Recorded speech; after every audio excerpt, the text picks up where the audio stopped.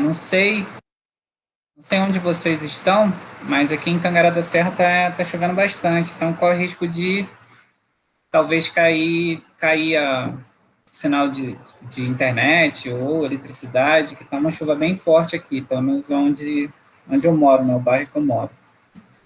Bom, conforme eu já falei para vocês, hoje a gente vai falar sobre o método de avaliação da fertilidade do solo, né? Então, é mais um bate-papo.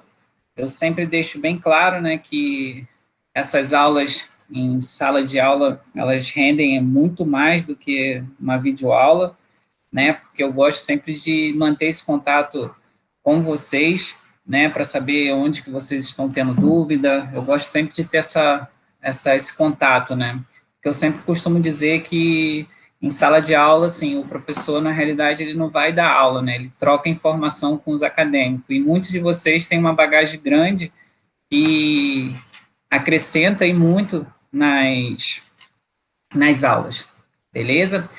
Só uma dúvida, todos estão vendo minha tela?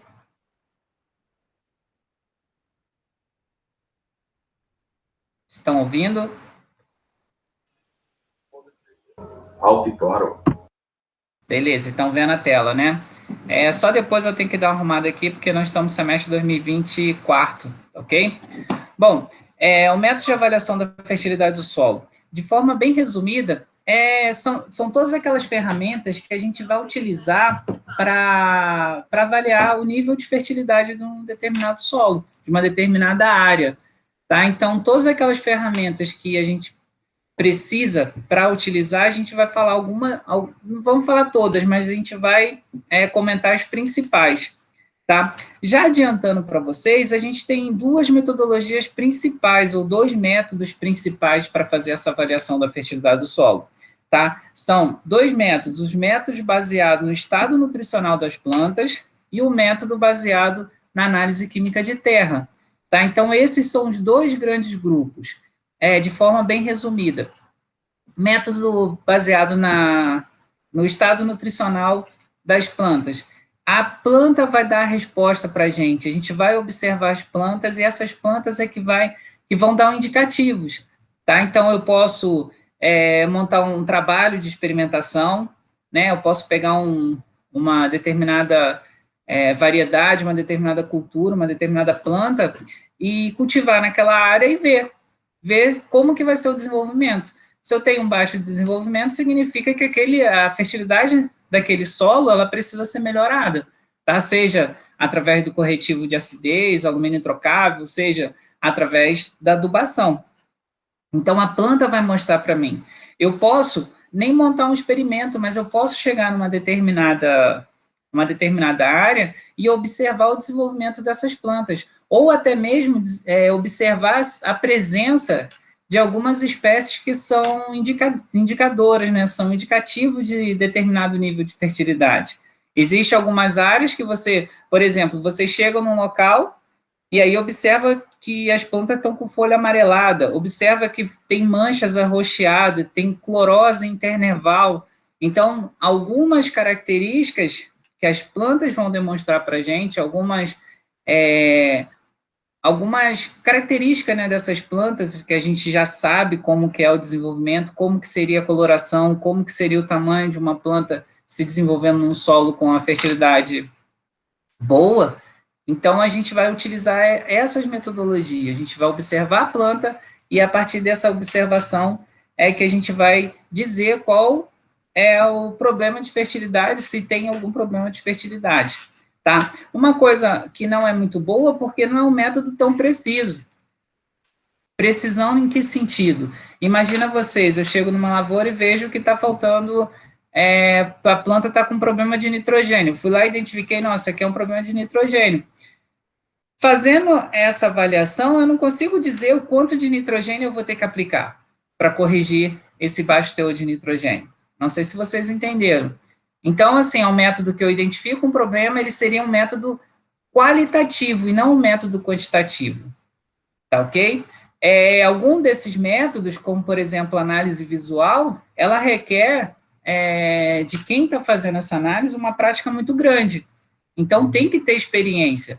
E, às vezes, alguns sintomas, eles podem ser confundidos. Às vezes, você tem um sintoma de uma determinada doença que você pode confundir, por exemplo, como se fosse uma deficiência nutricional. E, às vezes, você pode ter a própria perda de água, você não tem uma quantidade de água adequada para o desenvolvimento da planta, então ela não vai conseguir absorver essa água, ela não vai conseguir absorver o nutriente.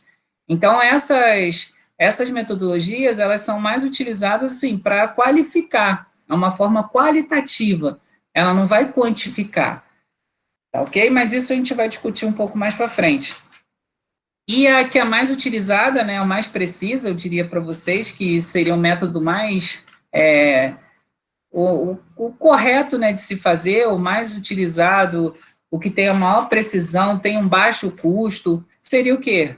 O método baseado na análise química de terra, que nada mais é do que você coletar uma amostra dessa sua área, enviar para um laboratório ele vai determinar para vocês quais são os teores de fósforo, potássio, cálcio, magnésio, quais são os teores tanto de macro quanto de micronutrientes, tá? Além de alumínio e os valores de pH e acidez potencial, que são esses principais parâmetros utilizados numa análise química de terra, além da característica de física, né, que é a textura, areia, silt, argila. Então, esse é um método que é muito recomendado, é bem utilizado, ao contrário de que muitas pessoas pensam, não é um método caro, tá? Se você for ver o benefício que você vai ter mandando fazer uma análise química de terra, vocês vão ter um benefício muito grande em comparação ao valor de análise de amostra.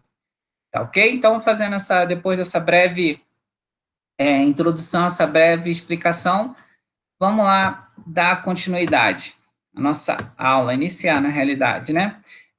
Aqui eu estou mostrando para vocês, eu acho que vocês já fizeram nutrição de plantas, ou aqueles que não fizeram ainda vão fazer nutrição de plantas, vocês vão lembrar lá que nós temos 17 elementos considerados essenciais, né? Quais são os elementos essenciais? O que são esses elementos? São aqueles elementos que a planta não consegue desenvolver o seu ciclo, é um elemento que não pode ser substituído pelo outro. Vocês estão lembrando desses critérios da essencialidade? E ele tem que participar, né, o terceiro critério, ele tem que participar diretamente do metabolismo da planta. Eu não vou ficar entrando muito em detalhe, porque eu acredito que vocês viram esse tema lá em nutrição de plantas. Eles são divididos, né, em não minerais. Isso aqui, galera, eu peguei do livro da Sociedade Brasileira de Ciência do Solo, tá? O livro de fertilidade do solo. Então, pode ter alguma diferença em outra literatura, mas essa diferença em termos só de nomenclatura, tá? O sentido não vai ser alterado. Nós temos os não minerais, carbono, hidrogênio e oxigênio. Vale a pena eu tocar nesses 3 elementos aqui, os não minerais, que corrigindo a última questão que eu passei para vocês, muitos colocaram que as plantas absorvem, né, da matéria orgânica o carbono, hidrogênio e oxigênio. Não, né, pessoal? Porque o carbono ele é proveniente da atmosfera, né, o CO2, o hidrogênio e o oxigênio é proveniente, o oxigênio da atmosfera e também da água, hidrogênio e oxigênio. Então, teve muita gente que não conseguiu tirar a pontuação na questão sobre a matéria orgânica, porque falou que a matéria orgânica seria a fonte de carbono, hidrogênio e oxigênio.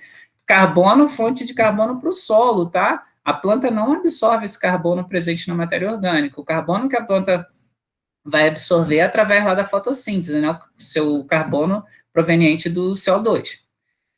Tem uma divisão dos elementos que são os minerais, que é para macro e micronutrientes, né? Essa divisão não é em função da importância, e sim pela quantidade que as plantas necessitam, né? Macronutriente, quando a gente fala em termos de concentração na planta, a gente tem concentração de macronutriente em torno de gramas por quilo. Micronutriente já são aqueles elementos que as plantas necessitam em baixa quantidade, então a gente já fala em concentração de miligramas por quilo, tá? Então nós temos, num total, 17 elementos essenciais, tá? Vocês já decoraram quais são? É bem fácil, né? Principalmente os macros, né? Só você lembrar, formulação NPK, nitrogênio, fósforo e potássio. Quando a gente faz a calagem, fornece cálcio, magnésio e também o enxofre, se a gente for fazer a gessagem. Correto? Então, é bem tranquilinho. Eu costumo dizer que não é interessante a gente decorar, mas aprender, né? Pode criar alguns critérios para facilitar esse aprendizado, que aí vocês não vão esquecer. Nós temos também os elementos benéficos. O que são esses elementos benéficos? São determinados elementos que vão influenciar o crescimento das plantas, mas não de todas, mas de determinados grupos, tá ok? Nós temos, por exemplo, o silício, o sódio, o cobalto, né? E nós temos também os considerados elementos tóxicos, como o alumínio.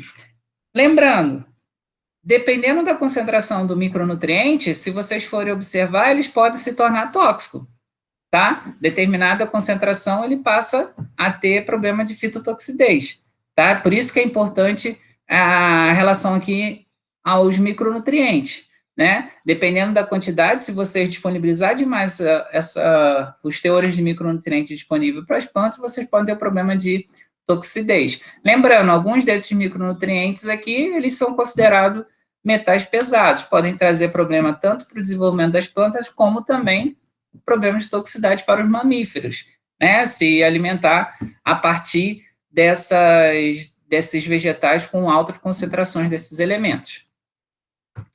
Bom, aqui tem uma imagem, né, ilustrativa, falando um pouco sobre a fotossíntese, lembrando mais uma vez, vocês já fizeram lá a revisão em fisiologia e bioquímica, é bom fazer, hein, galera, porque a agricultura, ela está baseada praticamente nisso aqui, ó, relação da fotossíntese. Entendam a fotossíntese que vocês vão ganhar dinheiro. Tem muita gente no mercado que não sabe fotossíntese, beleza? Então, entendam.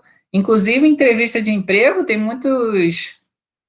Quando vai fazer aquela entrevista com os profissionais, não apenas com o RH, eles perguntam bastante sobre isso aqui, ó, sobre fotossíntese, tá? Tem bastante perguntas relacionadas à fisiologia vegetal. Por isso que é interessante vocês darem uma atenção.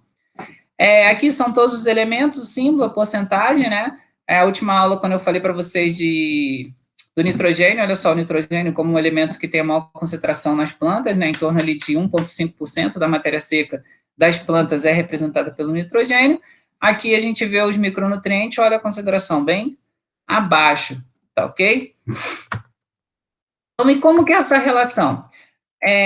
Ligada à fertilidade do solo, a gente tem aqui os colóides do solo, né, pode ser colóide orgânico ou inorgânico, eles estão interagindo, né, os elementos estão interagindo com esses colóides, só que essa interação, ela acaba tendo um equilíbrio com a solução do solo, parte desses elementos que estão na solução do solo, as plantas vão absorver esses elementos, tá? Então, é interessante a gente saber o quê? Como que está isso aqui, ó? Como que vai ser essa relação aqui? Como que vai ser essa relação das plantas aqui absorvendo esses elementos que estão na solução do solo? Então, quando a gente fala em fertilidade do solo, a gente tem que se referir ao quê? A essa interação, tá? Então, se eu quero avaliar a fertilidade do solo, eu vou fazer o quê? A avaliação desses elementos, tá? Lembrando do alumínio também, né? O valor de pH aqui é só um exemplo. E aí, essas plantas vão absorver, tá ok? Vão absorver esses elementos. Eu posso também fazer a avaliação da fertilidade do solo, o quê? Avaliando as plantas. Eu posso avaliar essas plantas e vou inferir qual o nível de fertilidade do solo. Mas lembrando que eu não consigo olhar uma planta, ver que está com deficiência de um determinado elemento e falar para vocês, ó, tem que aplicar tantos quilos de fósforo por hectare. Então, essa avaliação aqui pelas plantas, baseada no estado nutricional das plantas, é uma avaliação quantitativa, a não ser que você colete essa folha, mande para um laboratório vai fazer análise dessa folha, e aí existe uma determinação realizada baseada na análise foliar. Não sei se vocês já ouviram falar no DRIS. Beleza? Só nessa situação. Na grande maioria não tem como a gente saber. Aqui tem um experimento, né, que é bem interessante. O que vocês acham? Como o carbono, o oxigênio, e as plantas precisam desses elementos? Imagina vocês, se a gente pudesse aumentar a concentração de CO2. Ele não é um ingrediente lá para a fotossíntese? Então, se eu tenho mais CO2, eu vou ter mais ingrediente, eu vou ter mais fotossíntese, eu vou ter mais formação de carboidrato, porque esse carbono aqui, ele vai virar o quê? Carboidrato, vai virar a estrutura da planta. Então, se eu aumentar os teores desse composto, se eu aumentar o teor de CO2, a planta vai se desenvolver mais? No ambiente fechado, olha só o que aconteceu. Normal de CO2 e aqui elevada a concentração de CO2. Ou seja, se eu aumentar a concentração de CO2, é óbvio que a planta também vai aumentar, desde que eu tenha todos os parâmetros favoráveis ao crescimento dessas plantas. Ah, então vamos aumentar a taxa de CO2 na atmosfera? Não. Por quê? Esse CO2 não vai influenciar apenas as plantas, tá? Ele vai influenciar também em relação à temperatura do nosso planeta. E aí aumenta demais a temperatura do nosso planeta, o que vai acontecer com a fotorrespiração? Vai aumentar. Então, vocês vão ter o quê? Menos energia para essa fotossíntese. A planta vai gastar muito mais energia no processo de respiração. E aí você pode ter um déficit energético, você pode ter um déficit na fotossíntese líquida. Tá ok? Então, isso aqui é só para mostrar para vocês que se você aumentar a concentração de CO2, você também vai ter um aumento no desenvolvimento das plantas. Tá ok? Vocês já devem ter ouvido falar também na lei do mínimo, né? O que seria essa lei do mínimo? Um exemplo clássico, né? É esse barril, né? Então, esse barril, as ripas desse barril são formadas pelos elementos, né? Pelos elementos essenciais, e aqui você vê que tem uma planta desenvolvendo um pouco, tá? Por quê? Porque nem todas as ripas, elas estão o quê? Estão completas. Então, a gente vê que tem aqui o enxofre, o fósforo, o nitrogênio, o potássio e o zinco. Então, nós temos aqui 5 elementos que estão em falta, ou que não está na sua concentração ideal, que seria aqui em cima. Beleza? E aí, o que acontece? Eu vejo que o nitrogênio é o que está o menor teor para atingir o ideal para a cultura. Então, eu vou lá e faço o quê? O elemento que está limitando o crescimento das plantas aqui é o nitrogênio. Então, eu aumento os teores de nitrogênio. A planta vai se desenvolver um pouco melhor. Mas ainda existem outros elementos que estão limitando esse crescimento. Então, eu tenho que suprir o quê? Todos os elementos, não basta suprir apenas um. Tá? Então, a lei do mínimo é o quê? É aquele elemento que está limitando, que mais limita o crescimento das plantas. Tá ok? Não sei se eu consegui explicar mais ou menos para vocês. Tá? Voltando, o nitrogênio aqui está limitando. Eu aumento o nitrogênio. Quem passa a limitar? No caso aqui vai ser o fósforo. Eu aumento o fósforo. Quem que vai passar a limitar? O potássio. Aumento o potássio. Vai ter o enxofre que vai estar limitando. Então, a lei do mínimo é que, assim, ó, todos os elementos, ele tem que estar o quê? Numa concentração mínima adequada para o desenvolvimento das plantas. Porque se tiver um elemento, esse um elemento vai ser suficiente para limitar esse crescimento. Então, quando a gente pensa em fertilidade do solo, a gente não tem que pensar apenas num determinado elemento, como, por exemplo, os macronutrientes. Não adianta nada a gente ter as concentrações ideais de todos os macronutrientes se, por exemplo, falta aqui um determinado micronutriente. E se vocês forem ver, nos últimos anos, trabalhos, principalmente relacionados à nutrição, à fertilidade do solo, têm demonstrado a importância de vocês elevar os teores de boro e manganês. Né? Se vocês forem ver as empresas, elas estão vendendo vários produtos, né, enriquecido com o quê? Com boro e com manganês. E aí percebeu-se que nitrogênio, fósforo, potássio, cálcio, magnésio, enxofre, então, de forma perfeita. Só que ela estava expressando, a soja estava expressando o máximo da sua produtividade? Não estava. E as empresas descobriram o quê? Vamos elevar aqui, ó. Quem está limitando agora o crescimento está sendo o boro e o manganês. Então, vocês veem no mercado muitos produtos em que tem na sua composição boro e manganês. Beleza? A utilização aí da lei do mínimo para vocês conseguirem vender produtos aí para os produtores. Tá ok? Um elemento benéfico aqui demonstra por que o silício existem vários trabalhos. Tem um amigo meu que é professor na Federal de Goiás, professor Rio, né? Foi um dos dos organizadores do Congresso Brasileiro de Ciência do Solo. Ele tem bastante trabalhos realizados com silício, né? Então, ele tem demonstrado que o silício, ele diminui a palatabilidade, por exemplo, das folhas.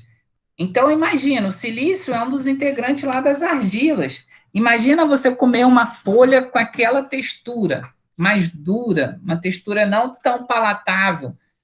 Então, foi observado isso. Então, problemas de herbivoria, inseto, algumas doenças, quando você aplica silício nessas plantas, você faz adubação com silício, você diminui o ataque de alguns insetos, ataque de algumas doenças, alguns micro-organismos, tá? Ataque a essas folhas. Então, diminui. E aqui a gente tem uma foto sem o silício e com a aplicação. Na realidade, aqui é sem aplicação do silício, aqui com a aplicação do silício. Aqui é a mesma coisa, vocês podem observar. Mudou até a coloração. O ataque a pragas aqui é muito maior quando você não tem aplicação do silício. A gente falou de alumínio, dos nutrientes, também a gente não pode esquecer também do alumínio, né? Já mostrei esse gráfico para vocês, já mostrei esses dados, né, que demonstram o quê? Quanto maior o teor de alumínio, menor é o crescimento do sistema radicular. E por que disso? Olha só essa foto, ela deixa bem claro. Lá no ápice, onde ocorre o crescimento do sistema radicular, quando tem alumínio, olha só o que acontece com o sistema radicular, com o ápice do sistema radicular. Aqui você tem um crescimento adequado, e aqui nesse outro exemplo você não tem um crescimento adequado. E aí você pode observar que é todo deformado. Por quê? O alumínio ele vai atacar diretamente aqui a zona meristemática, onde tem a divisão celular. Então, a divisão celular não vai ocorrer de forma correta, ela vai ocorrer de forma toda desorganizada. Então, faz com que ocorra uma diminuição do crescimento radicular. Você passa a ter uma raiz toda deformada. E aí você cresce, a raiz vai crescer menos e você vai ter uma menor absorção de água e nutriente. E aí, o que acontece à medida que esses elementos são adicionados em doses crescentes? A gente tem alguns exemplos. Será que ocorre um aumento da produtividade? A gente não pode esquecer que existe também alguns fatores, né? Aqueles fatores ligados ao crescimento e desenvolvimento das plantas. Nosso primeiro encontro, nosso primeiro bate-papo. Não adianta eu aumentar nutriente se eu tenho um solo, por exemplo, um solo que não retém esses nutrientes. Ou eu tenho um solo com uma grande quantidade de pragas e doenças. Ou até mesmo um material genético, ele não é propício a esse aumento. Por exemplo, eu tenho variedades que elas não são responsivas aos nutrientes. Se essas variedades não são responsivas a nutrientes, não adianta eu aumentar, porque ela atingiu o pico dela, o máximo da produtividade. Tem uns gráficos aqui que eu vou mostrar para você. Por exemplo, aqui você tem a produção relativa versus a disponibilidade. Se eu tenho baixa disponibilidade, minha produção vai ser o quê? Baixa. Então, a partir do momento que aumenta a disponibilidade, o que acontece? Primeiro, eu tenho um crescimento linear e positivo, né? Crescimento, então você tem o quê? Um aumento, né, de forma positiva. Então, eu aumento a disponibilidade, eu tenho o quê? Como resposta da planta? Um aumento em termos de produtividade. Só que chega um momento em que essa reta, ela começa a se tornar uma curva, ela começa a inclinar. Ela diminui a resposta, a planta diminui a resposta a esse aumento da disponibilidade. Por quê? Ela atingiu o máximo potencial genético dela. Tá ok? Vou dar um exemplo para vocês entenderem. Imagina, você tem... eu vou ser atleta de corrida. Hoje, eu corro por conta. Se aumentar a disponibilidade, vamos supor, de suplemento, se eu tiver um treino, a minha disposição, os meus resultados, eles vão aumentar. Por quê? Eu comecei a ter um acompanhamento, então eu vou ter uma resposta. Só que eu vou chegar ao nível de um atleta profissional? Não. Por quê? Meu potencial genético aqui, ó, ele está aqui embaixo. O atleta profissional, ele consegue render muito mais, um atleta de alto rendimento. Tá ok? Mas ele também tem um limite. Chega um momento em que ele trava. É só a gente observar que existe o quê? Os recordes mundiais. Então, chega um momento que trava. Até chegar uma outra, um outro atleta que vai elevar esse nível. Tá ok? Então, não adianta eu ter uma cultivar que ela vai produzir 60 sacas no máximo, e aí eu querer aumentar a disponibilidade de nutriente e querer que ela produza 80. Isso não vai acontecer, porque ela atingiu o máximo, ela atingiu 100%. Após atingir esse 100%, começa a estabilizar. Então, mesmo aumentando aqui a disponibilidade, ele vai atingir o máximo dele. É o máximo genético. Dependendo do elemento, vai chegar um momento que vai ocorrer o quê? Uma queda. Porque eu posso aumentar tanta concentração desse elemento que ele passa a se tornar fitotóxico. Ele passa a ficar tóxico para as plantas. Tá ok? Isso aqui ele vai ocorrer geralmente com quem? Com os micronutrientes. Lembra lá atrás quando eu falei para vocês dos micronutrientes? Tá ok? Macronutriente ele tende a manter constante, e micronutriente tende a manter tende a descer a produtividade, tá? Problema de fitotoxidez. Essas zonas, esse gráfico que eu mostrei para vocês, a gente tem como dividir em zonas.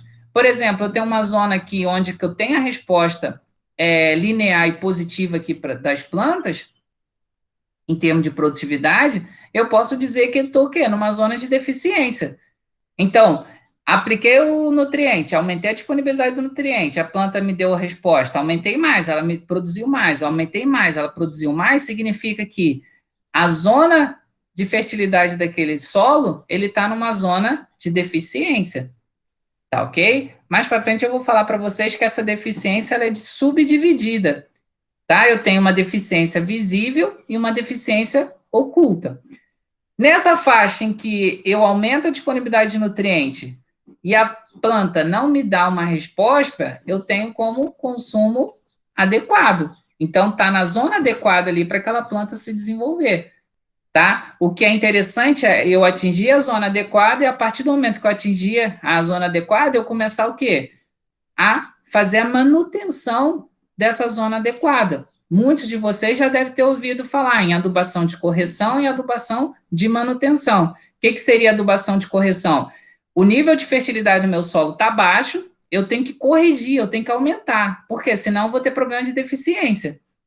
Tá ok? A partir do momento que eu atingir o nível de fertilidade adequado, a planta vai absorver, então você vai ter uma diminuição na fertilidade.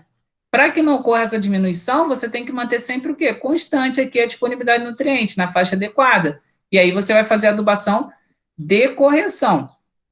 Tá? Isso é muito utilizado para adubação com fósforo, tá? Em função dos nossos solos que tem muito problema com fixação do solo. Se a zona está baixa, eu não consigo, às vezes não é economicamente viável eu trazer, eu estou com uma teor de fósforo aqui na zona de deficiência, e aí, às vezes, não é economicamente viável eu aumentar o nível de disponibilidade desse fósforo até chegar ao adequado. Então, eu vou fazendo esse aumento de forma o quê? Gradual. Eu vou fazendo uma adubação de correção, aí ao longo dos anos vai aumentando até atingir aqui os teores adequados. E aí, quando eu atingo esses teores adequados, eu faço uma adubação de manutenção. Beleza? E quando tem esse decréscimo, eu posso dizer que eu estou numa zona de excesso, tá? Como eu já falei para vocês, nós temos sintomas visíveis e sintomas que não são visíveis. Por exemplo, lembra quando eu falei para vocês do sintoma, por exemplo, de uma coloração amarelada da folha? Se eu consigo observar essa coloração amarelada, eu tenho um sintoma visível. Agora, a planta ela pode estar numa zona de deficiência em que ela não demonstre. Ela não vai demonstrar uma coloração tão amarelada a ponto de meus olhos conseguir perceber essa diferença. E aí eu vou saber que ela está nesse sintoma não visível, que ela está numa zona de deficiência, só quando eu fizer a colheita. E aí eu colho e eu vejo lá, ó, ao invés de produzir 100%, eu produzo lá 70%, 80%. Beleza? Falando da toxidez. Só voltar nesse gráfico. que seria a avaliação da fertilidade? Eu avaliar o quê? Qual o nível de disponibilidade do nutriente? Eu pego um solo, avalio, está em deficiência? Beleza, está em deficiência. Quando eu, antes de fazer o plantio, eu faço o quê? A correção. E aí eu jogo aqui para a disponibilidade adequada.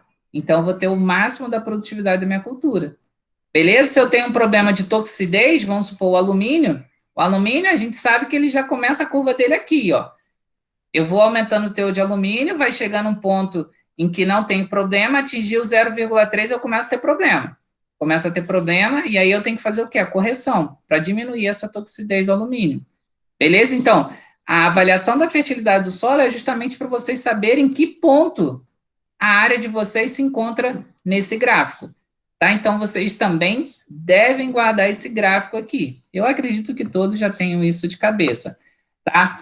Lembrando, como é uma questão genética, cada planta, cada cultivar atinge o máximo, essa magnitude da curva ela é típica para cada elemento e espécie vegetal. Tá? Aqui eu vou mostrar para vocês a produção de grãos em quilo por hectare em função da dose de fósforo aplicada. Tá? Então, vou aumentando a dose de fósforo aqui, eu estou tendo o quê? Uma resposta em termos de produção. A resposta para o arroz é a mesma do trigo? Que é a mesma da soja? Que é a mesma do milho? É óbvio que não. Então, esse gráfico aqui, ele demonstra justamente isso. Tá? Você aumenta a disponibilidade, você vai ter o quê? Um aumento em produtividade, só que é interessante vocês verem que chega um ponto que estabiliza, não adianta aumentar. Por exemplo, aqui para a soja, nesse experimento, eu cheguei aqui, ó, começou a estabilizar aqui próximo do 500 quilos por hectare. Se eu aplicar 600, se eu aplicar 1.200 quilos, aplicar o dobro, eu produzi a mesma coisa. Só que, no entanto, meu gasto com fertilizante vai ser maior. Eu dobrei meu gasto com fertilizante. Tá? Então, é interessante vocês saberem o quê? Em que ponto da curva está o solo de vocês. Tá? Só que é bom vocês saberem o quê? Que ponto para cada elemento e para qual a cultura que vocês vão trabalhar. Se eu vou trabalhar com milho, se eu vou trabalhar com soja, tá ok? Se eu vou trabalhar com cana-de-açúcar, isso é interessante. Não pode esquecer também que os outros fatores de produção, aqueles fatores que vão afetar a produtividade, também vai afetar essa disponibilidade, beleza? Por exemplo, esse trabalho aqui foi com 100 deficiência hídrica, 14 dias de deficiência hídrica e 34 dias de deficiência hídrica, tá? Vocês podem ver que aumentou aqui a dose, mas como houve deficiência hídrica, olha só quanto que produziu. Produziu bem menos do que a dose lá maior sem a deficiência. Não se esqueçam. Tá ok, pessoal? Não se esqueçam, não é só um parâmetro, não é só um fator, são vários fatores, tá? Mais uma vez, voltando aqui a falar para vocês, sintoma visível, por exemplo, aqui eu tenho um sintoma típico de deficiência de magnésio. Então, as folhas aqui, eu estou observando que é deficiência de magnésio. Se eu conseguir observar, significa que a zona de nutriente que meu solo se encontra está numa zona de deficiência. Se eu quero produzir mais, o que eu preciso fazer? Aumentar a disponibilidade de magnésio. Tá ok? Para eu ter o máximo da minha produtividade. Aqui uma outra deficiência de nitrogênio, deficiência de potássio, tá? Eu sempre dou um exemplo, eu não sou muito fã desses manuais que tem lá a foto de uma determinada cultura, e aí qual que é a deficiência, tá? Eu acho que a gente tem que entrar numa área e tem que ver todo o histórico dessa área. Por exemplo, eu montei um experimento no doutorado em que eu trabalhei com um resíduo que ele era rico em potássio. E aí eu cultivei eu cultivei arroz nesse resíduo que era rico em potássio. Quando chegava, assim, meio-dia, quando chegava, assim, depois das 10 horas da manhã, por exemplo, eu observava que estava ocorrendo o quê? Essa queima, estava ficando seco na borda da cultura do arroz. Quando eu peguei essa planta e levei para um professor, que ele é muito experiente, foi meu professor de fertilidade, ele olhava e falava assim, Márcio, isso aí é deficiência de potássio. E aí eu falei para ele, falei, cara, é impossível, por quê? O resíduo que eu estou cultivando esse arroz, ele tem muito potássio, não pode ter deficiência de potássio. E aí ele falou assim, se não é deficiência de potássio, é excesso de potássio. Aí eu falei, não, mas no livro mostra que essa característica aqui é deficiência de potássio. Deve ter algum mecanismo, deve ter alguma coisa que a planta não está conseguindo absorver esse potássio. E aí eu comecei com essas teorias meio doida, né? Porque eu vi no livro que era deficiência de potássio. Só que esse professor virou para mim e falou assim, ó, faz o seguinte, amanhã, quando for umas 5:30 da manhã, você vem aqui e olha o que está acontecendo com as suas plantas. No dia seguinte eu fui. Cheguei lá, as bordas das folhas estavam com aquele fenômeno de gutação, que é a formação daquelas gotículas de água na borda. E aí eu olhei aquilo, esperei mais um pouco, voltei lá para observar de novo, aquela gota tinha sumido. E a gota que sumiu ficou uma camada meio esbranquiçada na ponta. Ou seja, nesse fenômeno de gutação, quem que estava saindo com essa gotícula de água? O potássio. Só que o potássio não evapora, ele se mantém na superfície. A água evaporava, então estava tendo o quê? Um excesso de potássio aqui e estava queimando as bordas das plantas. Então, não era deficiência, muito pelo contrário, era excesso. Então, a gente deve tomar muito cuidado com esses manuais que têm essas fotos, tá? Porque a gente pode errar. Como eu iria errar se eu tivesse observado apenas o quê? Apenas o livro. Então, imagina, vejo deficiência de potássio. Nossa, então o potássio aqui está baixo. Eu tenho que adubar com potássio. Aí eu aumento a disponibilidade do potássio ainda mais. Eu ia entrar num problema aqui, o quê? De toxidez, tá? Não a toxidez aqui, na realidade não seria um decréscimo em função da toxidez, mas eu tenho tanto potássio que ele ia queimar o que as folhas. Eu estava diminuindo o potencial osmótico, eu estava diminuindo o potencial hídrico. Então, essa diminuição também vai ocorrer o quê? Uma diminuição em termos de produtividade, não em função da toxidez, mas pelo excesso de sais. Tá? Então, tomem muito cuidado com esses sintomas visíveis, tá? Eu tenho aqui, por exemplo, sintomas que não são visíveis. Eu olho, a minha cultura ela está se desenvolvendo bem, não tem problema de coloração.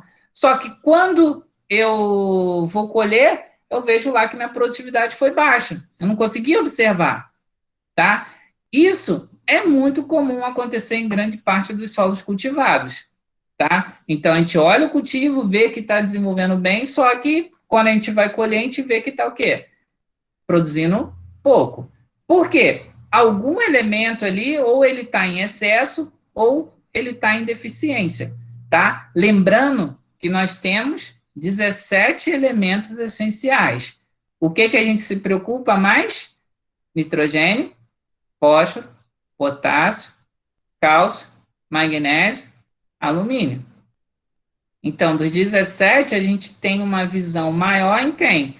Em 6 elementos. E esquece dos outros 11. Beleza? Tem que pensar nos 17. Quando a gente encontra no adequado, a gente tem o quê? A melhor produtividade. Tá ok? Temos que tomar cuidado.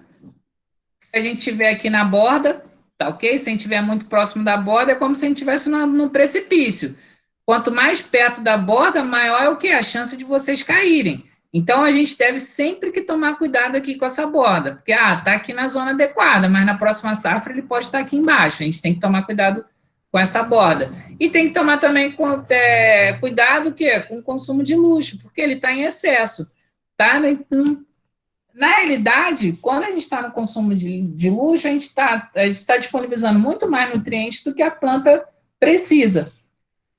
Tá? Quando a gente aumenta essa disponibilidade, a gente aumenta através de adubação. E a adubação é um custo, então a gente está aumentando o custo. Quando a gente aumenta o custo, a gente diminui o quê? A nossa margem de lucro.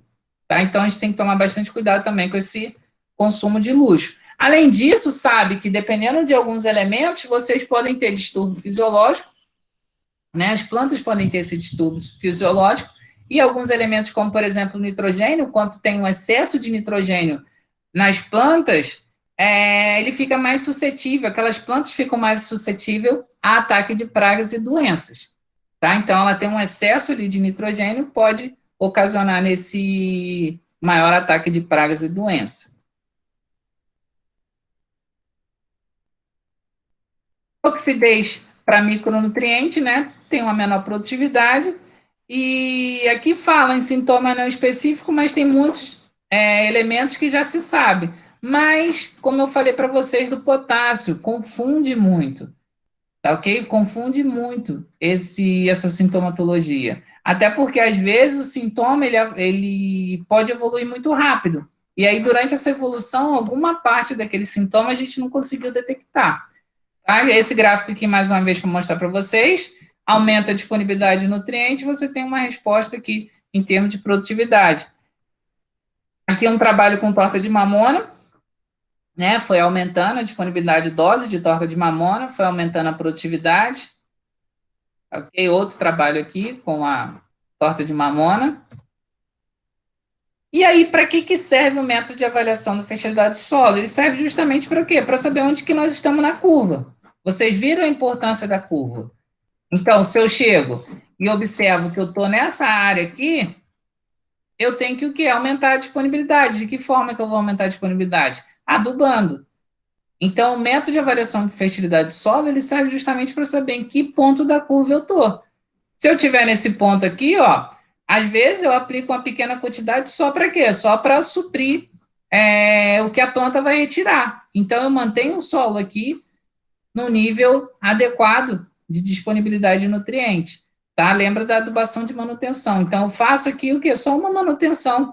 Eu não preciso fazer a correção, eu não preciso aumentar, tá ok? Se tiver aqui, por exemplo, um excesso de um determinado micronutriente, existe alguns manejos que faz com que ocorra a diminuição. Por exemplo, se eu trabalho com solução nutritiva, eu posso trabalhar com alguns produtos que vai fazer o quê? A diminuição desse excesso, tá? Ou, se eu estiver falando de alumínio, eu posso trabalhar aqui, ó, a curva do alumínio já começa aqui, ó. Eu aumento a disponibilidade do alumínio, vamos supor, eu passo uma reta aqui, ó, um eixo Y. Eu passo aqui, ó, estou aumentando o alumínio, a planta tolera, chega um momento que vai começar a ocorrer o que? A diminuição do crescimento, em função do quê? Do excesso de alumínio. Quando eu faço a correção desse alumínio, eu diminuo, eu tenho o desenvolvimento das plantas de forma correta, ou correto desenvolvimento das plantas. Como eu falei para vocês, existem diferentes maneiras, tá? Vocês vão ver na literatura várias maneiras, eu vou tentar mostrar para vocês aqui os principais. Mas vocês podem fazer uma divisão no quê? No sentido de, existe aqueles métodos de avaliação da fertilidade do solo baseado no estado nutricional das plantas, existe aquele baseado na análise química de terra, tá? E aí vocês podem fazer o quê? Uma divisão. Por exemplo, diagnose visual, experimento em vaso, em campo, análise de planta, todos esses métodos aqui, eles se enquadram o quê? Nos métodos baseados no estado nutricional das plantas. E nós temos aqui a análise química de terra. Tá? Esses outros aqui são os testes com micro-organismo. Hoje já se tem bastante trabalho relacionado a micro-organismo, tá? A parte biológica do solo. Existem alguns trabalhos que demonstram a importância dessa parte biológica do solo no desenvolvimento das plantas. Então, a Embrapa lançou há pouco tempo uma análise biológica desse solo. E aí eles fizeram uma correlação, dependendo dos valores encontrados, você vai ter uma maior ou uma menor produtividade. Tá? Depois eu vou ver se eu encontro esse trabalho e deixo o link desse trabalho, desse artigo lá nas notícias ou na página do CIGA, tá? Para vocês verem que existem essas outras maneiras, essas outras avaliações da fertilidade do solo. Tá? De forma resumida, diagnose visual. Desculpa. Diagnose visual. Eu vou lá no campo e vou avaliar se tem algum sintoma. Lembrando, para eu fazer a diagnose visual, a fertilidade do solo, ele está o quê? Naquela deficiência visual, tá? Não pode estar na deficiência oculta, porque se tiver na deficiência oculta, eu não vou conseguir identificar essa deficiência com a metodologia de diagnose visual. Nesse caso, eu posso trabalhar com qual metodologia? Com análise de planta, análise foliar. Aí eu vou ter um determinado parâmetro, aí eu vou avaliar, ó, realmente faltou algum determinado nutriente para essa cultura, ela não vai atingir o máximo do potencial. Às vezes, dá tempo de eu fazer a correção, principalmente se for micronutriente. Eu consigo fazer a correção e aí eu consigo, naquela produção, naquela safra, eu consigo ter o máximo da produtividade, tá? Esse aqui é um dos mais interessantes que eu acho, e eu acho, eu tenho certeza que todos vocês que trabalharem dentro de fazenda, vocês deveriam fazer isso aqui. Porque toda fazenda é igual? Toda área é igual? Não, são diferentes. Então, por que vocês devem utilizar o mesmo manejo? Toda fazenda deveria criar o seu próprio manejo. Não é simplesmente chegar uma pessoa lá, aplica tanto. Não, minha área é diferente, eu tenho que saber, eu tenho que trabalhar com a minha curva. Eu tenho que saber lá, eu tenho que ver qual é a minha curva de produtividade. Então, isso aqui, galera, não é à toa que vocês fazem lá estatística experimental, não é à toa que vocês fazem TCC, tá? Muitos de vocês acham que TCC é é um castigo para vocês. Não, galera, o TCC é justamente para vocês trabalharem isso aqui, ó, para quando vocês saírem, vocês conseguirem montar isso, conseguir montar uma área experimental. Tanto que, se vocês forem ver, muitos grupos, grandes fazendas, eles estão fazendo o quê? Eles estão montando as suas próprias áreas experimentais. E aí você percebe, imagina, você tem uma fazenda, e aí você tem essa fazenda já há 10 anos, ou a sua família tem uma fazenda há 20 anos. Imagina se lá no início você montasse um experimento. Vocês já teriam dados de 20 anos de pesquisa.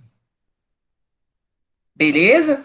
Então, é interessante vocês trabalharem com isso. Vocês podem trabalhar experimento em vaso. Ele é mais qualitativo, para vocês darem uma olhada no que está faltando, o que pode melhorar. Geralmente, no campo, que é o que vocês devem fazer, é trabalhar o quê? Com microparcela ou parcela no tamanho convencional. Ah, professor, mas como que eu vou fazer isso? Estatística experimental deu base para vocês. TCC dá base para vocês fazerem o quê? Uma revisão de literatura. Então, qual é o tamanho convencional para montar um experimento de adubação com soja? Qual é o tamanho convencional para eu trabalhar com parcela de um experimento com algodão? Então, vocês vão fazer uma revisão de literatura para saber e montar um experimento com parcelas de tamanho convencional. Beleza? Análise química de terra, eu já comentei com vocês. Análise química de planta, perdão. Análise química de terra é aquela amostra que você coleta no campo, manda para um laboratório, o laboratório manda aquele relatório de análise para vocês fazerem a interpretação e depois da interpretação vão fazer a recomendação. Diagnose visual, quais são os princípios? Cada elemento tem uma função específica, tá? A deficiência ocasiona um sintoma específico, lembrando, isso se você estiver naquela zona de deficiência sem ser oculta. Aqui, ó, sintoma visível. Se você não estiver nessa área de sintoma visível, você não consegue fazer essa diagnose visual. Tranquilos? Vamos lá. É interessante vocês lembrarem também da questão de elementos que são móveis, elementos pouco móveis, tá? A deficiência, dependendo da mobilidade dos elementos, ela pode ser em folhas novas, que são essas de cima aqui, que estão em crescimento, ou folhas velhas. Se o elemento, por exemplo, for deficiência de nitrogênio, que é um elemento móvel, ele vai pegar o nitrogênio das folhas velhas e translocar para o quê? Para as folhas novas, que estão no máximo do metabolismo. Então, ele tende a pegar aqueles elementos que estão nas folhas velhas e mandar para aquelas folhas que estão no máximo do metabolismo. Essas folhas que estão no máximo do seu metabolismo, divisão celular, são as folhas mais novas. Então, o primeiro sintoma, se o elemento for móvel, vai ser nas folhas velhas, beleza? Para o nitrogênio. Se o elemento não for tão móvel, o que vai acontecer? As folhas velhas conseguiram absorver o elemento. As folhas novas não têm esse elemento. Como o elemento é pouco móvel, ou ele é imóvel na planta, ou apresenta baixa mobilidade, você vai ter deficiência onde? Nas folhas novas. Beleza? Então, você tem elementos móveis. Esses elementos móveis, as plantas vão apresentar sintomas de deficiência nas folhas velhas, e elementos de baixa mobilidade, em que as plantas vão apresentar sintoma nas folhas novas. Beleza? E aí a gente tem alguns exemplos. Eu não gosto muito de fixar isso aqui, porque se vocês forem ver em livro de fertilidade, cada livro de fertilidade ele acaba tendo uma definição, tá? Tem elementos móveis, tem elementos imóveis. Aí tem elementos móveis, elementos pouco móveis e elementos imóveis. Aí tem elementos de alta mobilidade, elemento móvel, elemento de baixa mobilidade, elemento de imóvel. Então, dependendo do livro de fertilidade, você vai ver lá várias classificações, tá? Diagnóstico visual. Então, qual é o princípio? Primeira coisa, parte da planta. O sintoma está na folha velha, folha nova. Se for folhas velhas e maduras, é uma clorose. Se essa clorose for uniforme, eu tenho, por exemplo, deficiência de nitrogênio. Se essa clorose for internerval ou mancha, eu vou ter deficiência de magnésio. Tá ok? Se for uma necrose, se for o secamento das pontas e margens, como eu mostrei para vocês lá atrás, eu posso ter o quê? Uma deficiência de potássio. Lembrando que o excesso também de sais pode ocasionar o quê? Essa queima na bordadura. Se for internerval, eu posso ter também o quê? O magnésio. Beleza? Então, se vocês verem aí, manual é interessante. Eu vou trabalhar com a cultura da soja. Eu tento pegar lá um manual sobre deficiência nutricional e lá tem vários estudos e tem várias fotografias mostrando para vocês sintomas típicos dessa deficiência ou excesso também. Se for folha nova, sintoma, clorose, esse sintoma é uniforme? Se for uniforme, eu vou ter o quê? Ferro, manganês ou enxofre. Se essa for internerval ou mancha, essa clorose, eu posso ter lá o zinco ou também o manganês. Olha só como já começa a bagunçar um pouco. Pode ser um ou outro. E aí, como que vocês vão ter certeza? Vocês só vão poder ter certeza através do quê? De uma análise foliar. Se a folha nova for uma necrose ou clorose, pode ser cálcio, boro, cobre. Se for deformação de fruta, a gente pode ter problema de molibdênio, deficiência ou zinco ou boro. Beleza? Isso aí em livro de fertilidade vocês vão ter vários sintomas de deficiência ou de excesso, tá? Quem quiser trabalhar com isso, eu aconselho buscar na literatura para determinada cultura. Eu vou trabalhar com laranja. Vou lá buscar literatura a respeito de preferência para a cultura da laranja que vocês vão trabalhar. Por exemplo, laranja Bahia. Vou trabalhar com a laranja Bahia, vou lá e dou uma estudada e vejo quais são os sintomas. Porque com certeza existe esse material. Tá? Talvez não deva existir, por exemplo, se vocês quiserem trabalhar com macadâmia. Mas eu quero entender como que é. Aí, galera, monta um experimento em vaso. Pega um solo que vocês tenham certeza que tem baixo teor de nutriente e aí vocês vão aumentando a dose de determinados nutrientes. E aí você pode, eu quero fazer um experimento em que eu não vou botar nada de nitrogênio. Qual seria o sintoma de deficiência de nitrogênio na macadâmia? E vai lá, tira uma foto e publica. Beleza? Então, monta o experimento. Aí pode, vou ter que montar um experimento em campo? Não, nesse caso é interessante vocês montarem um experimento em vasos. Tranquilos? Tomar cuidado, né? Como eu falei para vocês, dependendo de onde tiver disponibilidade lá do elemento, né, na curva, vocês podem não encontrar. E além de encontrar esses sintomas, se for uma deficiência oculta, ou também tem o quê? O mascaramento por outros nutrientes, doenças ou insetos, tá? Então, já comentei isso com vocês lá atrás, tá? Os sintomas de deficiência sempre indicam deficiência severa, nunca uma deficiência leve ou moderada. Mais uma vez, se vocês estiverem naquele ponto lá da curva em que a deficiência é oculta, vocês não vão conseguir diagnosticar pela método de diagnose visual. Aqui vocês podem montar o experimento em vasos, então você tem tudo controlado, vocês podem trabalhar com uma estufa, né, dentro de uma estufa, uma casa de vegetação. Vocês podem montar uma estrutura para proteger da chuva, proteger do sol, e aí vocês vão montando. Vocês podem fazer um trabalho qualitativo, podem ver se existe deficiência ou não, ou vocês podem também trabalhar com dose. Você pode montar um ensaio, né? Vocês podem trabalhar com regressão. Eu aumento doses crescentes de determinado nutriente e vejo ali. Essa dose aqui de 120 quilos de N por hectare foi a dose que elevou o máximo da produtividade. Quando eu coloquei, por exemplo, eu boto lá uma dose de 120 de nitrogênio, eu consegui produzir, sei lá, 100% de grão, do máximo da produtividade do milho. Eu consegui produzir, sei lá, vamos chutar um valor, consegui produzir, sei lá, 3 toneladas por hectare. Aí eu aplico 300 quilos de nitrogênio, eu continuo produzindo as 3 toneladas de milho por hectare. Ou seja, tem necessidade de aumentar? Não, não tem, porque as 120 já atingiu o potencial máximo da produtividade daquela cultura. Beleza? Esses deficiências, sim ou não, é interessante para alumínio, ou trabalho com calcário, aplico calcário sem calcário ou com calcário, para vocês saberem, ou enxofre, né, trabalhar com sulfato, né, o gesso agrícola. Experimento de campo, eu posso trabalhar com microparcela, né, que eu coloquei de forma bem resumida as unidades experimentais.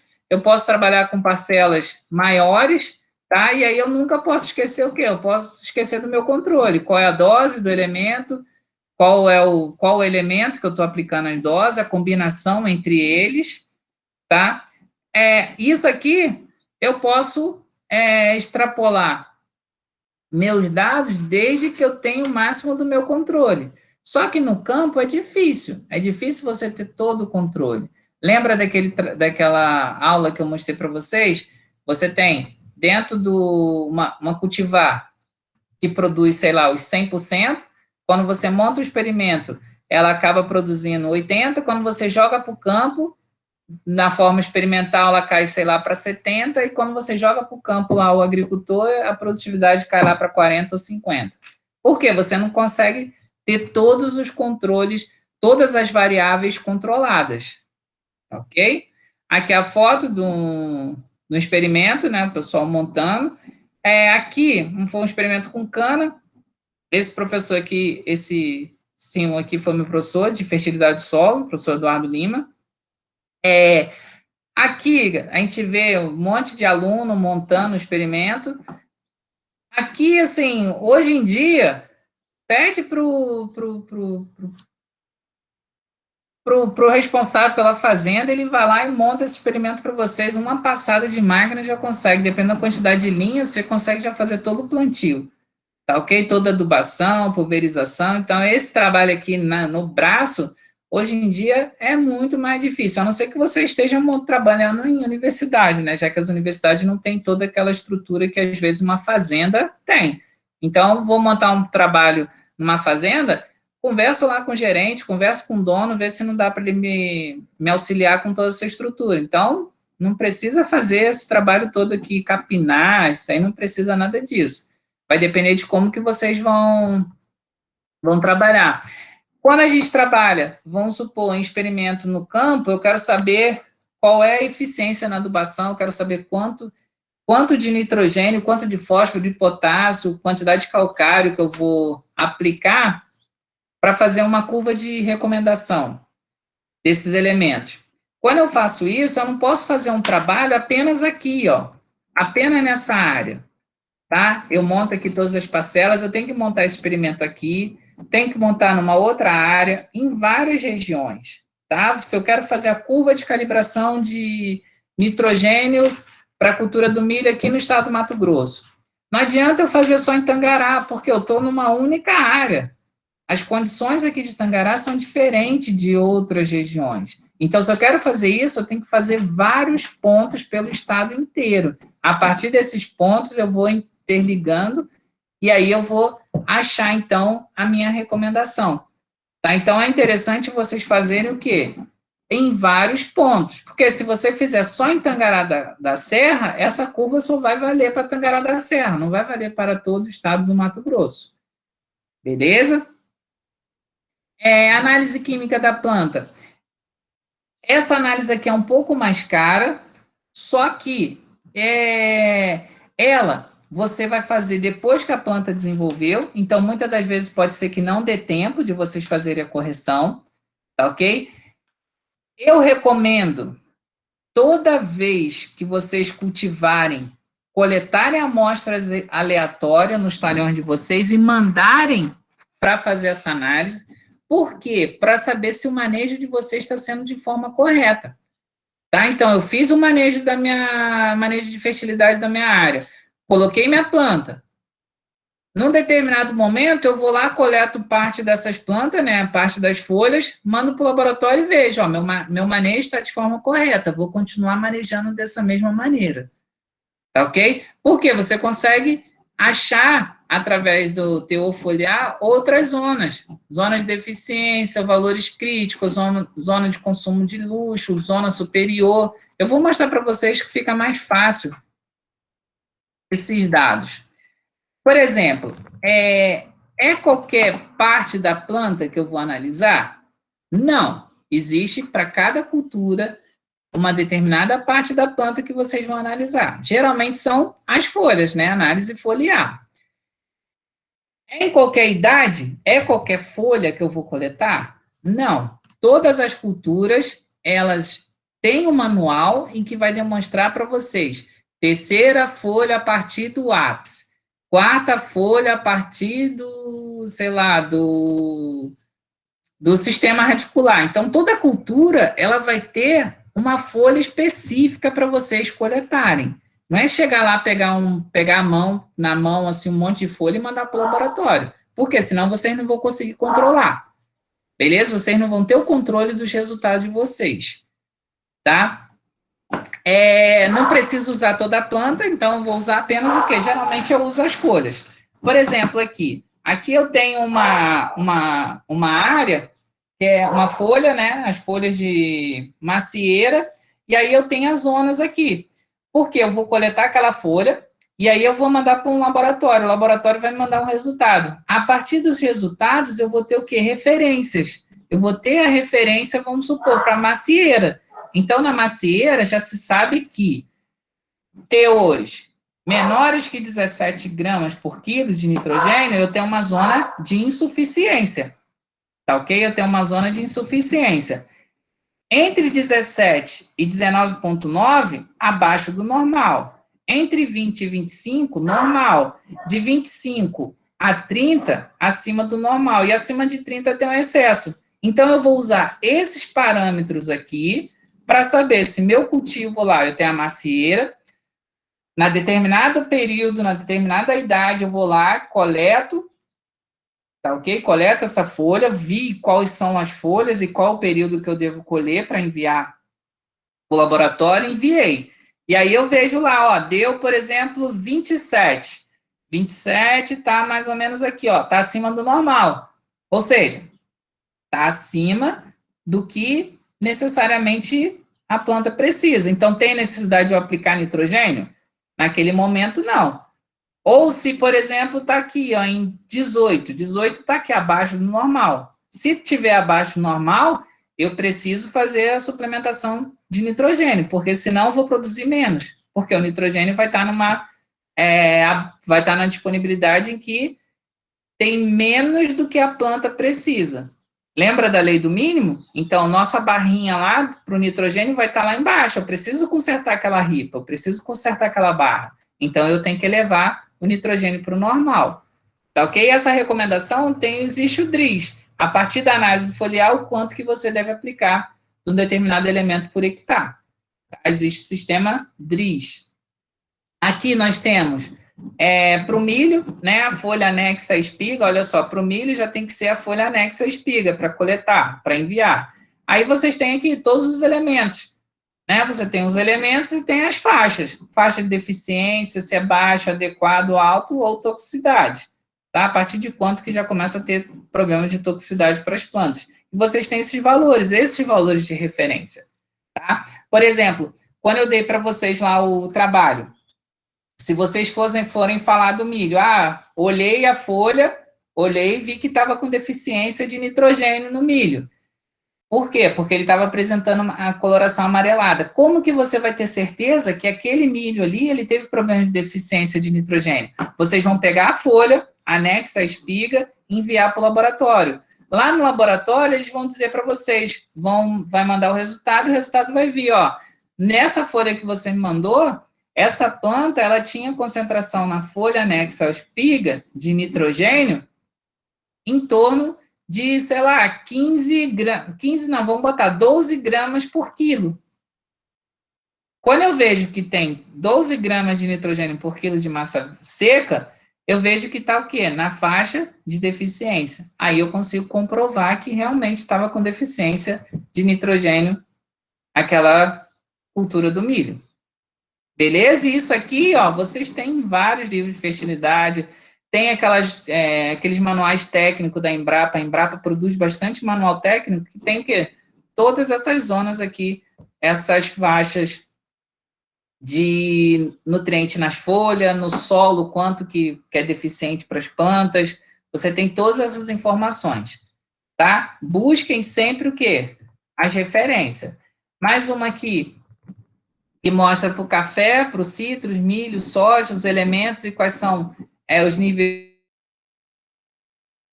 Em fertilidade do solo existe uma coisa chamada princípio da regionalização. Então, vocês devem ver o quê? Às vezes, uma zona para o milho, às vezes aqui no Mato Grosso você acaba tendo uma outra forma, não que o milho aqui do Mato Grosso vai exigir menos nitrogênio, mas a quantidade que eu vou aplicar de nitrogênio no solo vai ser diferente. Então, vocês devem sempre buscar o quê? Essas referências de preferência para o estado onde vocês estão trabalhando, tá? A fertilidade, seria o primeiro mandamento da fertilidade do solo. Qual que seria esse primeiro mandamento da fertilidade do solo? O princípio da regionalização. E acreditem em mim, pessoal, acreditem em mim. Muita gente não trabalha dessa forma. Eu já vi produtor pegar o solo, coletar o solo, mandar para um laboratório, e aí no laboratório esse produtor aqui do Mato Grosso pedir para fazer a metodologia utilizada lá em São Paulo, a metodologia do IAC. Esse produtor pegou esse resultado que foi gerado pela metodologia IAC, que não é a metodologia utilizada no Mato Grosso, interpretou esse resultado com o manual lá de Minas Gerais, que é a quinta aproximação. E aí, olha só, ele está no Mato Grosso, manda fazer análise pela metodologia de São Paulo e faz a interpretação pela metodologia lá da quinta aproximação, que é a de Minas Gerais. Olha só a bagunça. Isso, galera, não pode, vocês devem respeitar o princípio da regionalização, tá?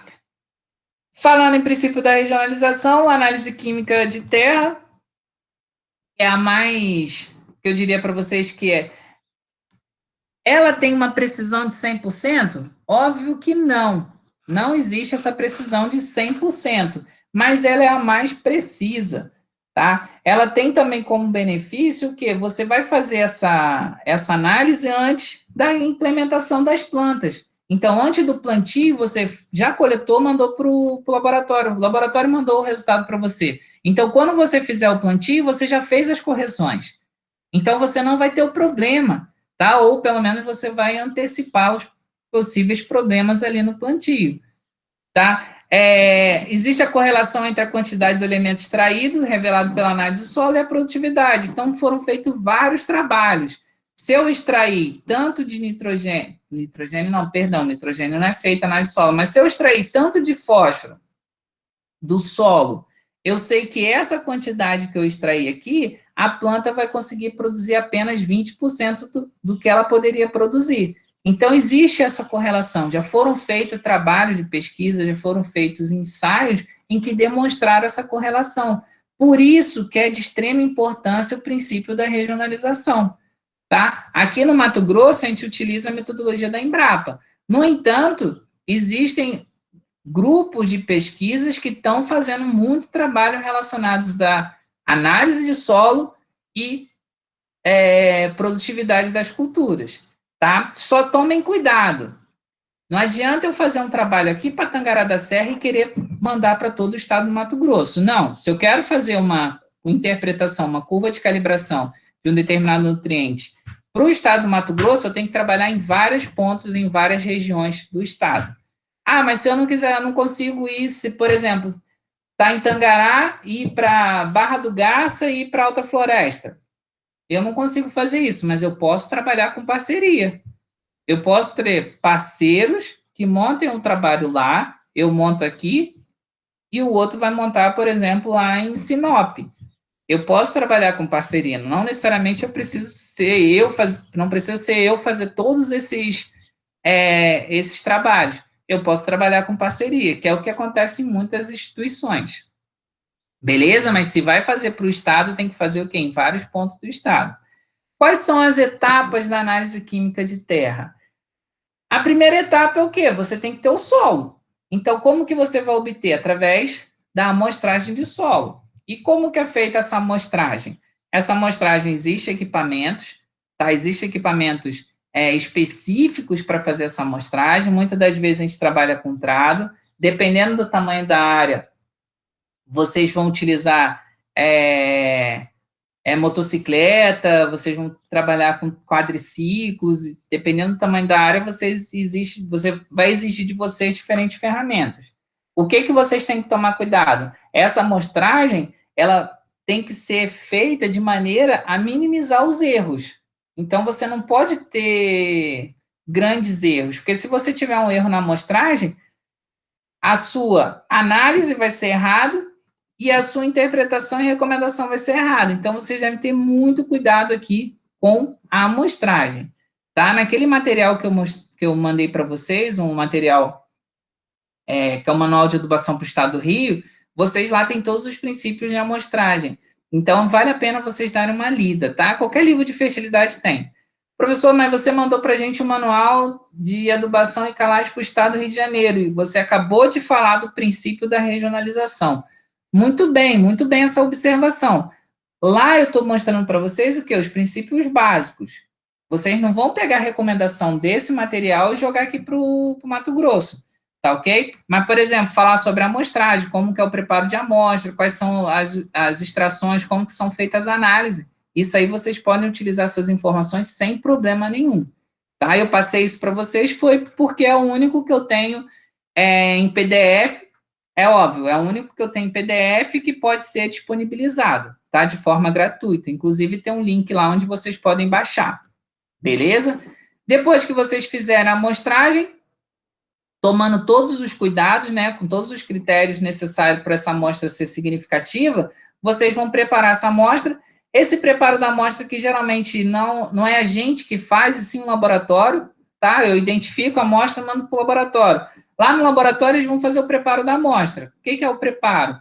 Eu preciso padronizar essas amostras. Tá? Imagina, eu pego uma amostra com teor de umidade de 30% e o outro com 10%, um outro com 50%. Olha só, o teor de umidade é diferente em cada amostra. Então, para evitar esse problema, eu faço o quê? Eu faço um preparo dessa amostra. Tá? O que seria esse preparo da amostra? Transformação dessa amostra em terra fina seca ao ar. O que seria isso? Deixa essa amostra para secar, depois que essa amostra secou, destorrou e passo em peneira de 2 milímetros. Quando eu passo em peneira de 2 milímetros, eu vou ter o quê? Terra fina seca ao ar. Eu tenho todos em termos de classe granulométrica, todos os componentes presentes nessa amostra vão estar distribuídos na fração areia, silt e argila.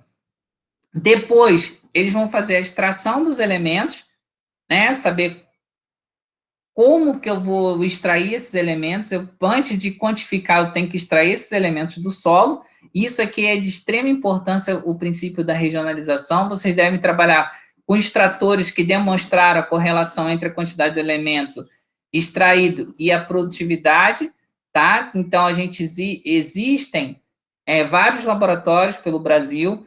Eu posso mandar essas amostras para qualquer laboratório do Brasil, tá ok? Só que eu devo prestar atenção em qual análise vai ser feita. Quando eu falo com análise, não é o fósforo. Fósforo vai ser feito em qualquer lugar, mas qual é o reagente que extrai fósforo? Que correlacionou a quantidade extraída com a produtividade. Aqui no Mato Grosso, por exemplo, se utiliza o Melish. Em São Paulo, já utiliza uma outra solução extratora, tá? Solução trocadora.